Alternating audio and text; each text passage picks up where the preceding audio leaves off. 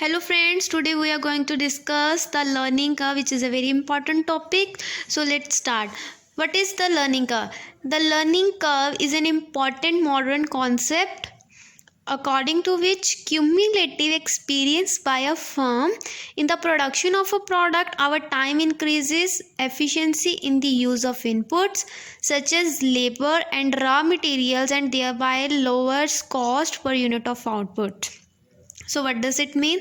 It means that देखो, कोई भी फर्म है, कोई भी इंडस्ट्री है, वो इस्टेब्लिश हुई है काफ़ी टाइम से, ठीक है। वो कोई प्रोडक्ट बना रही है, ठीक है।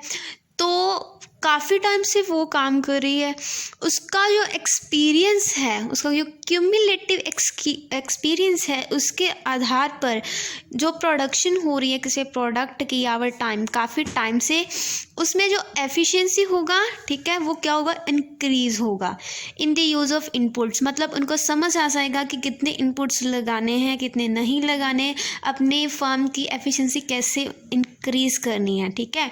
तो इनपुट्स क्या है? As labour and raw material, मतलब वो कितनी मात्रा में यूज़ करना है, right.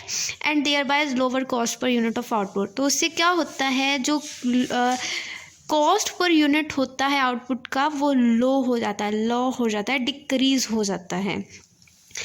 This is the graphical presentation of cumulative total output. देखो, on the Y axis there is cost per unit and on the X axis cumulative total theory, right.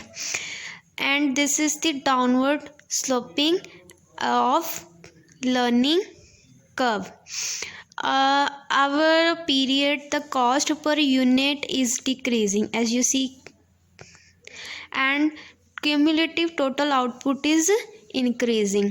जो cost है वो डिक्रीज हो रहा है, जो क्यूमुलेटिव टोटल आउटपुट है, जो टोटल आउटपुट है, वो क्या हो रहा है?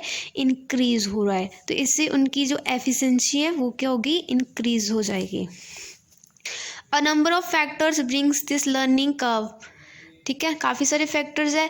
As cumulative volume of input over successive period of time increases, जो क्यूमुलेटिव वॉल्यूम है आउटपुट का वो बढ़ जाता है। Labour and supervisor become more familiar with the work methods और the production process.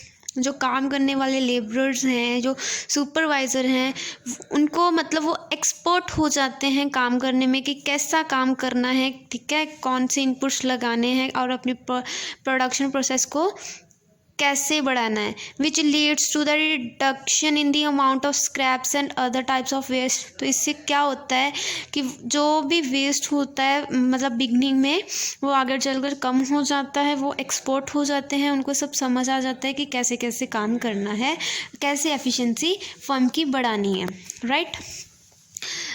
For example, if in a production process labor input cost experience 80% learning curve effect.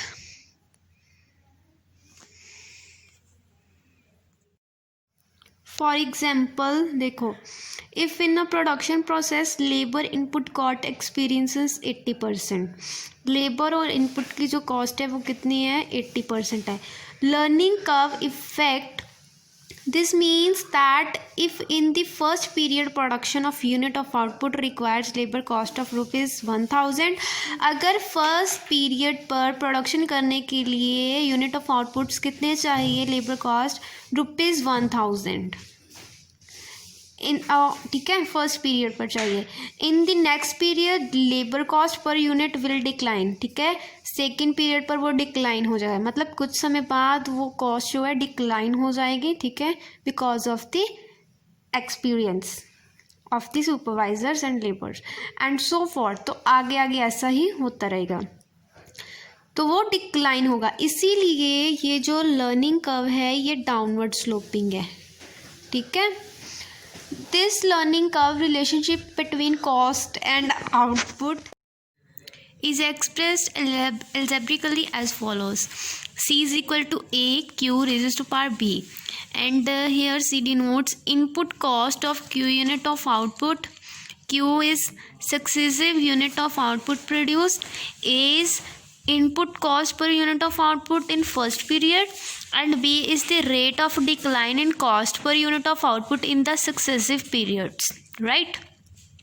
So learning curve is downward sloping, the value of p is negative. ये जो b है यहाँ पे, इसकी जो value होगी वो negative होगी, right, negative. Why? Because of के डाउनवर्ड स्लोपिंग.